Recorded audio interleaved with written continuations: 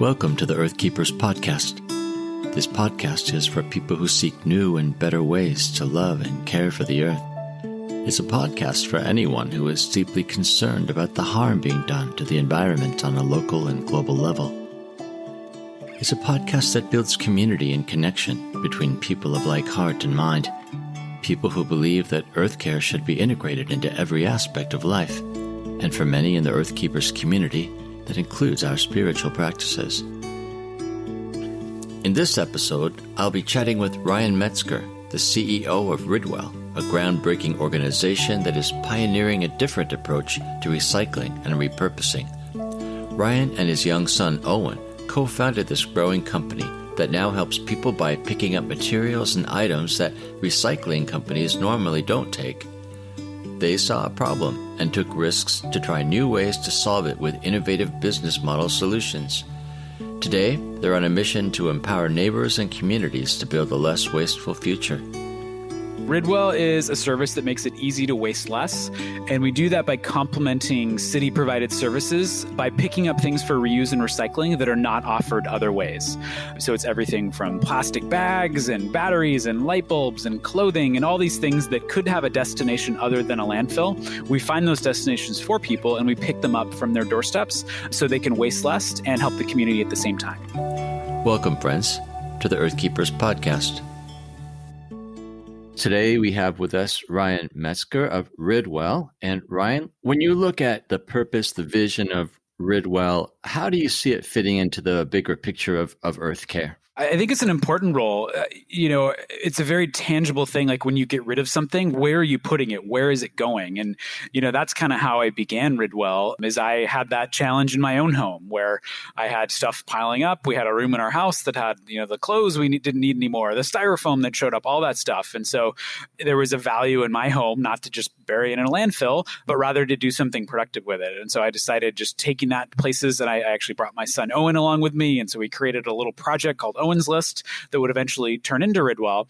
But it was really around that fundamental belief that our earth is important. We need to take care of it. And there are better ways than burying things in the ground. There's reuse whenever we can do it, which is a great way to get rid of things such that it keeps being used in communities. And then there's recycling if that's not possible, which is another way to keep things from landfills as well.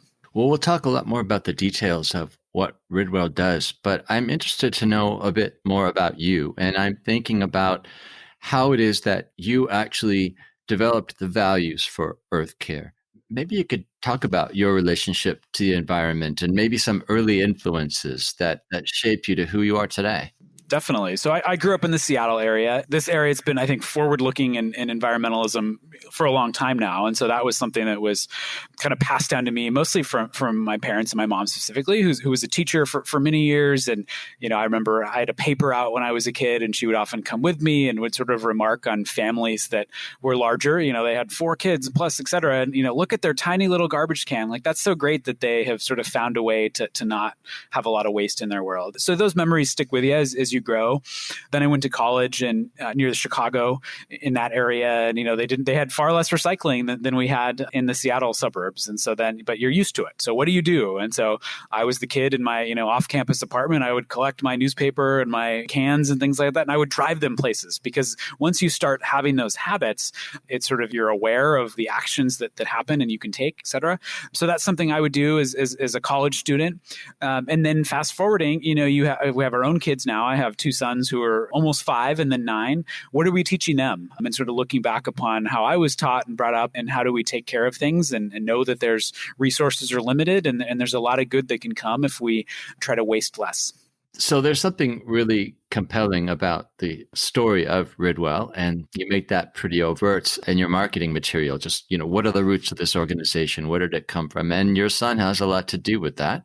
Can you tell us more about how the idea for the company was born and how it continues to grow as well? The idea was just solving a problem we had in our house and trying to make it an activity that, Owen, who then was 6, he and I could do together. And so it was just going through the piles that we had accumulated and said, well, what happens to these clothes when we're done with them? Like, are there community members who can use them? And then, we'd talk about that. And then we would post on local neighborhood groups near where we live and say, well, we found a partner for clothing. We found a partner for batteries or light bulbs or whatever it might be. Do you have stuff we can take? Because there's another form of waste that relates to environmentalism too, around just wasted transportation and, taking one person's stuff in one, car. Why not take 20 people's and fill that car? That's a better use of resources than everyone doing it themselves. That's sort of how it began. We would just do it with one category, and then it mostly a weekend project sort of thing, and you take some stuff and we'd go out for a milkshake or something like that afterwards, and then the next week we would have something else.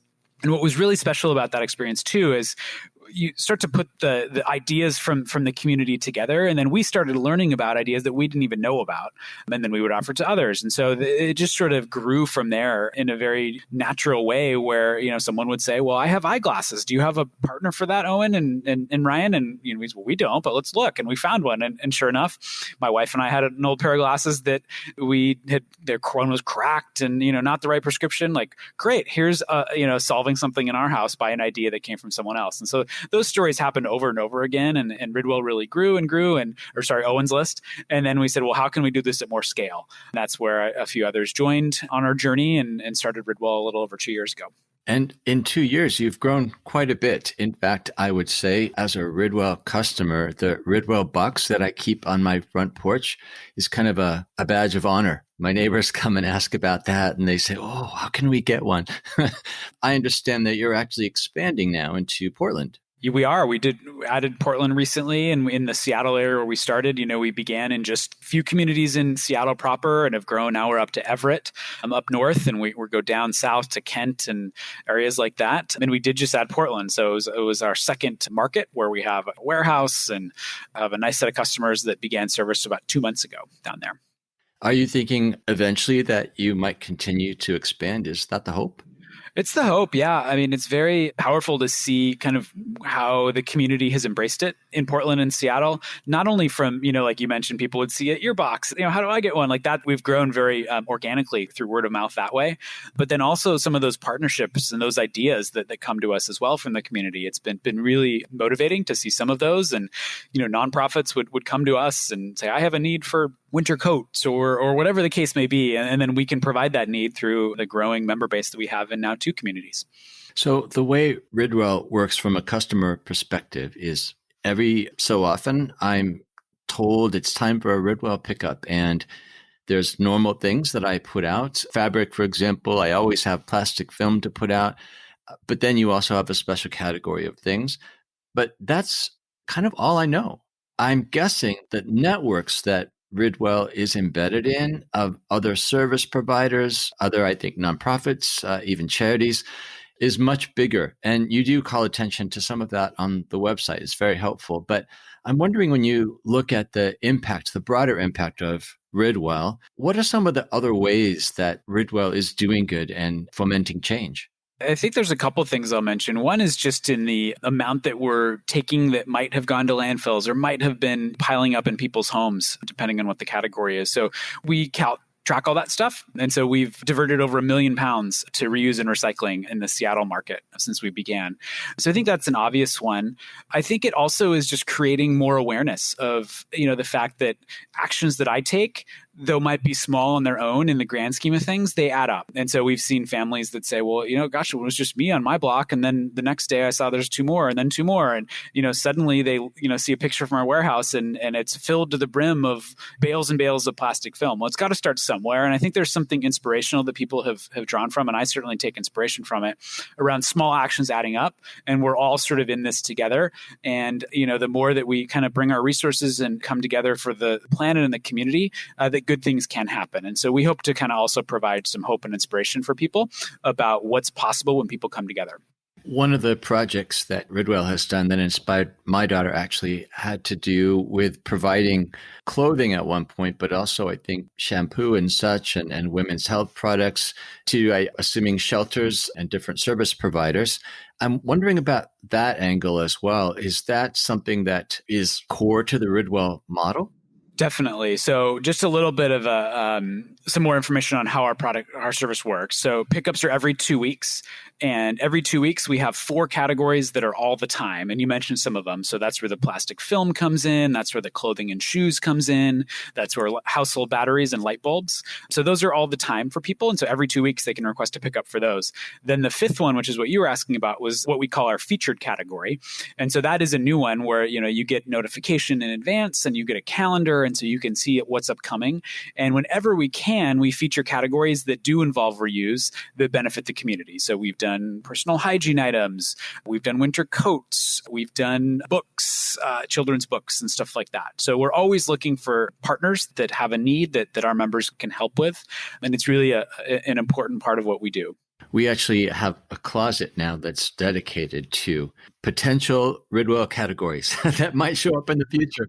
You're giving us a sensibility really that, these are reusable, and it would be not too practical for us to collect this certain item and try to find a place on our own. I don't have time for that really, but chances are Ridwell's going to collect that someday. So we've been doing that, but also in that same closet, we have a box that's set aside for donating to our local resale store, to Goodwill. So again, it's that repurposing mentality that being part of Ridwell has helped us to be a lot more aware of. Yeah, so it's really been generative, almost in an educational sense, as much as it's helped us to really reuse materials and recycle materials. Well, good. That's great to hear. Yeah, if we can provide educational opportunities and inspiration for people to kind of think differently about stuff, then we've accomplished a lot of what we've set out to do.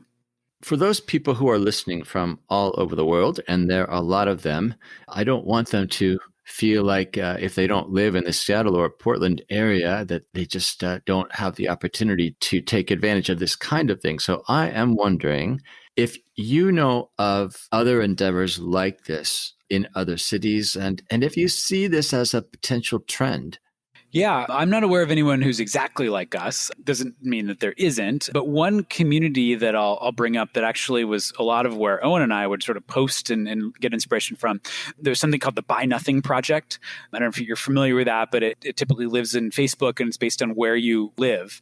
And so that's people that are getting rid of things, and rather than just throw it in the garbage or have it sit idly at their home, they'll post a picture of it and say, here's a mug that I don't need anymore. Would anyone like it? And then a neighbor would come and get it. So even if Ridwell doesn't exist where your listeners are, there could be a Buy Nothing group in those communities, and it could be something that they could use to start circulate reusable goods within their communities to others who could use them. I just gave away a calculator this morning through Buy Nothing, actually. Oh, fantastic. It's just a mentality when you stop and think, wait a second, what can really happen with this? If I don't need it, surely someone needs it.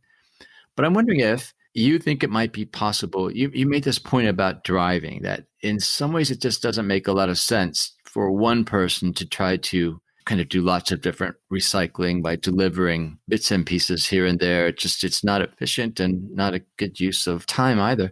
Is it possible for people to do something along the lines of what you and Owen did, where you actually band together and start to make more of a collective effort with friends and neighbors?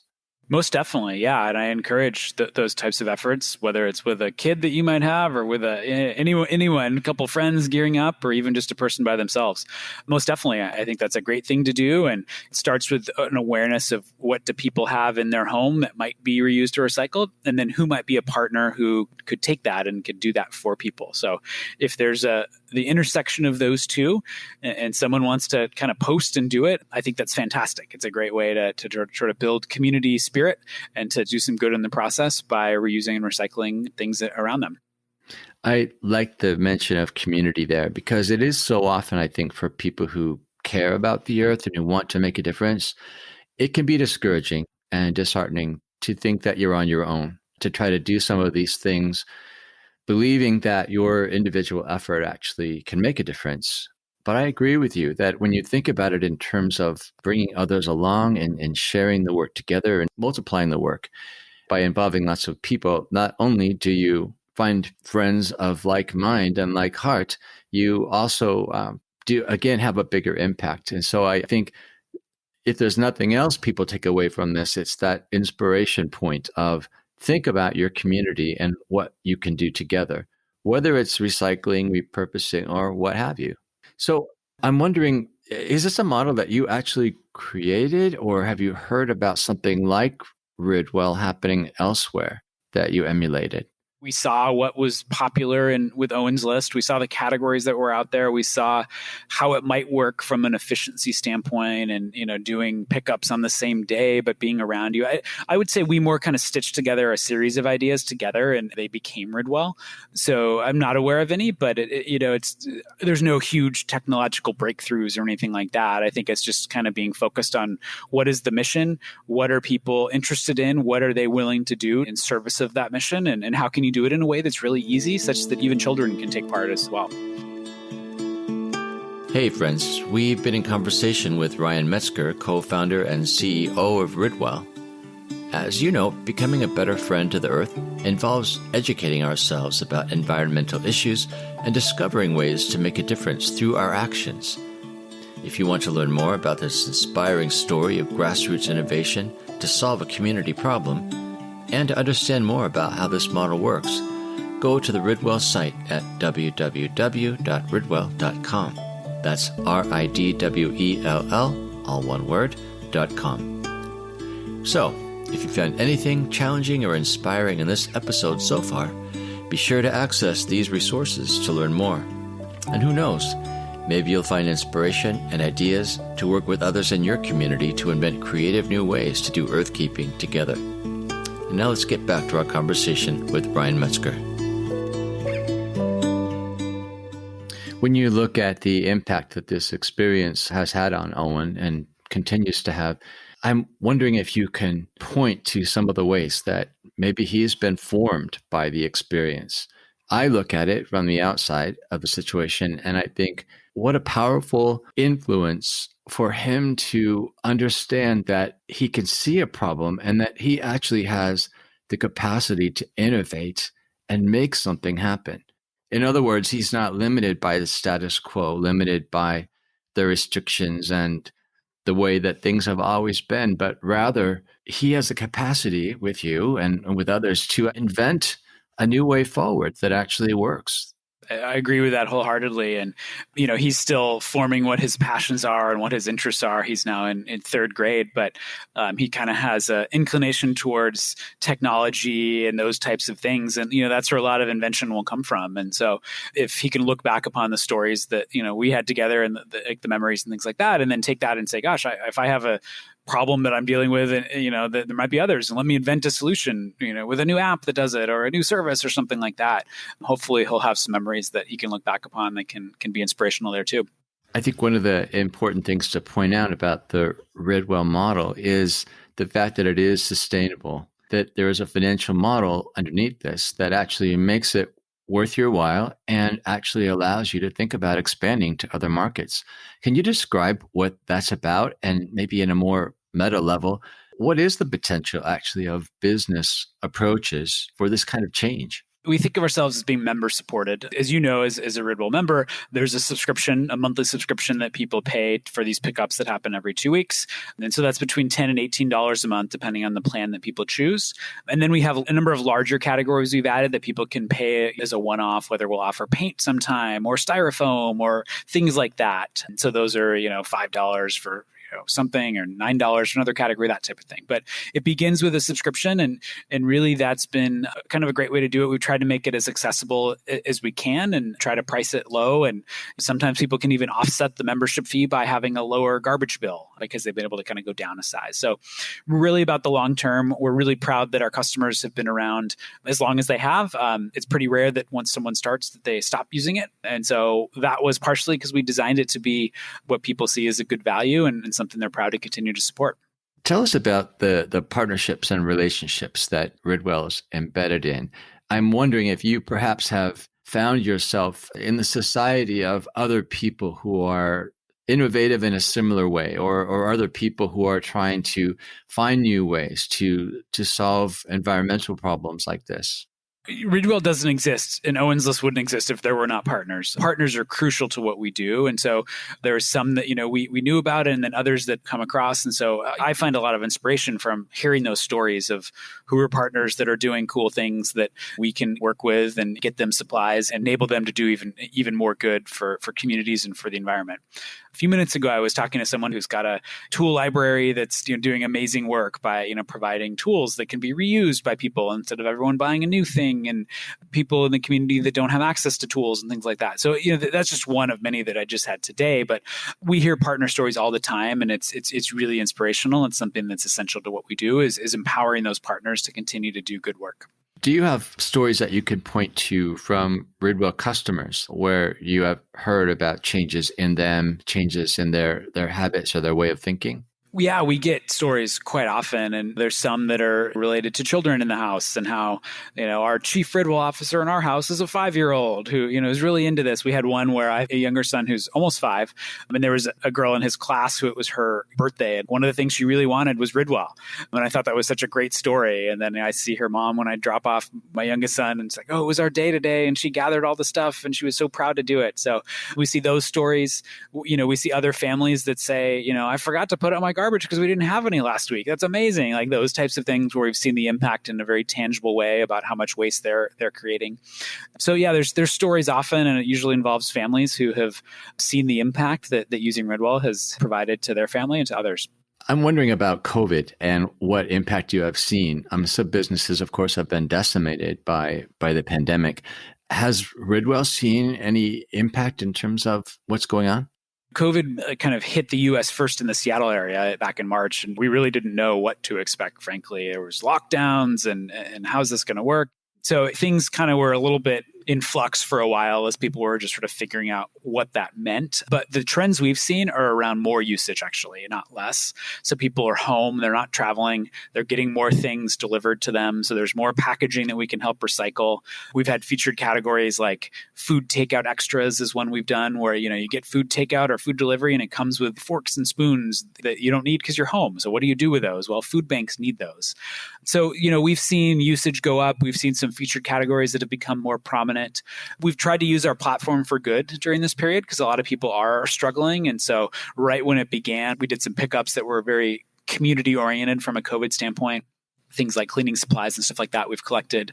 We also did canned food in the early days as food banks were really, really low on supplies. So our members gave us 20,000 pounds of food over a 2-week period that we distributed to local food banks. So I think it was sort of just study the situation, see what's happening. We saw usage go up, and then we kind of flipped it and said, well, how can we use our platform for good? And so we found some categories that were able to do that. I like that, really having that flexibility to expand into new areas of service, really. You mentioned the plastic cutlery that comes with fast food. I have been paying attention to that. We try to avoid getting that in the first place, but I've been looking at solutions that people have been coming up with. And there's a service apparently in New York now where you can actually have the restaurants have your food delivered in reusable containers. So the containers get returned actually the next time you order something, but it can go to any restaurant who uses that service. When I saw that the news piece about that service, I thought about Ridwell because, again, it's this using innovative thinking and a business model to actually solve a problem in a way that wasn't purely dependent on people's goodwill, right? On everyone becoming environmentalists overnight, but it really was something that was sustainable because there was this business model built into it. So I'm wondering, when you think about the future of Ridwell, clearly you have been kind of dabbling at the edges with these different projects for good, as you call them. Do you see that Ridwell potentially could head into some other connected areas to the services they already offer? One of our pieces of our mission is to create new reuse and recycling opportunities that are possible because of our model. And so we're always on the lookout for what those might be. Our members play a huge role in that, and that they follow along. They, see what we can and can't take. They help us by pre-sorting things in bags that we provide to them. So with that in mind, and our growing scale and our network of logistics and drivers and vans and things like that, there's a lot of possibilities we can do. And we're just very much in the early days of that. So we hope to both serve more people spreading to more areas, but then also do more things for those that we serve as well. So I'm optimistic that we can add even more ways for you and your family to waste less, as well as serve more of your listeners in other geographies as well. And we'll definitely link to the Ridwell site in the podcast show notes. But again, thinking about our global audience, what would you say to folks in Colombia or Uganda or Belgium if they're asking, based on what they've heard today, what is it that I can do? Yeah, I think there's a potential educational opportunity in everything you're looking to get rid of. And so it just begins by asking questions. So I'm throwing away this, set of takeout food extras. Is there another option? And so just, no matter where you live, figuring what that is. And as you mentioned earlier, like maybe you want to band together with some community members and collect quantities of that and deliver it to a part. There's lots of things that can happen, but it really begins with just being, looking at things through from questioning standpoint and saying, well, what can happen to this rather than throwing it away? And then kind of letting the market take you wherever that goes. And I think when I hear that answer, my mind immediately goes to children, because as you've several times now mentioned, it's easy to get children involved in these things, not just as make work, but really helping children to be imaginative and creative, to become problem solvers themselves. Most definitely, yeah. And we try to, involve children wherever we can. And we designed our bags. So even if you can't read yet, you still can see that those are batteries on that little bag. And so that's where you put the batteries. So even my youngest son plays an active role in that in our house. And he knows that when batteries are done, he knows where to put it. And he does it himself. And I give him a high five. And so I think it's important to involve children wherever possible, because they're really the future.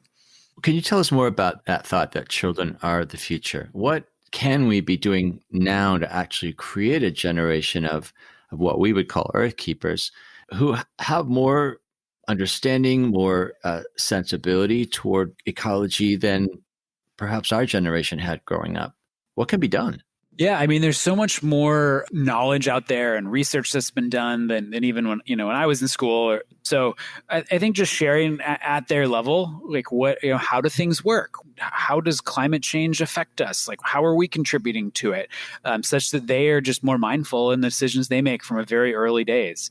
So it could be things like, in the waste sector that we're, loosely in, like, what I get rid of, that needs to go somewhere. And so just, create a sort of learning mindset in them, given all the new knowledge that is out there, even more so than again, when we were kids, when it was kind of, reuse, reuse, recycle, that was kind of what we knew. But now we kind of know how it's connected to bigger things and bigger challenges that our world faces.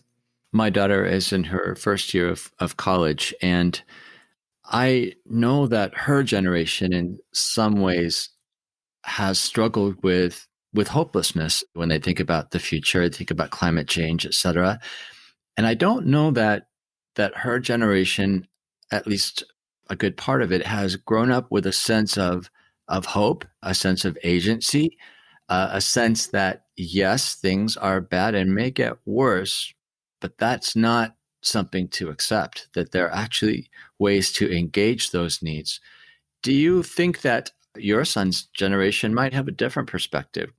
I hope so. I mean, it is sometimes hard to find hope in things that happen, in the Pacific Northwest where we both live. If you remember the smoke last summer as it sort of came in and the wildfires, it's hard to sort of look at that and say, gosh, is this only going to get worse? But if we have that attitude, then it will get worse and it won't get better. So I have some optimism that younger people actually will be the force for change and that they will be the ones that lead us forward. And so it's important to tell my kids that and anyone who will listen that we think we can make a difference. And it takes our consumption choices, it takes who we vote for, it takes causes we support, and all of that stuff together is really what it's going to take to create a planet that can last for many, many generations to come. We've been talking to Ryan Metzger of Ridwell. If you want to know more about the Ridwell story and to check out other resources that will encourage you to develop new approaches to earthkeeping in your own community, please go to the show notes on our podcast website at www.circlewood.online/earthkeepers.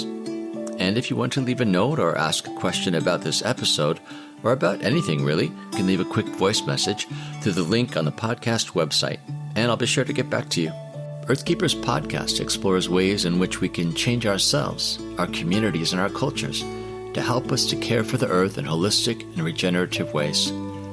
Through curated conversations, we highlight the wisdom of thought leaders and change agents who are making a difference and showing us a way forward. When Earthkeepers stand together, they amplify the impact of their resistance against environmental injustice and multiply their efforts for renewal and restoration. I am Forrest Inslee, your podcast host. Our executive producer is James Amadon. Our producer is Dave Olfers. Forrest Reed is our editor and the creator of our original music. Our research assistant is Rochelle Nordman, and Jessalyn Megerly is our social media director. Thank you, friends, for listening, and please join us next time on the Earthkeepers podcast.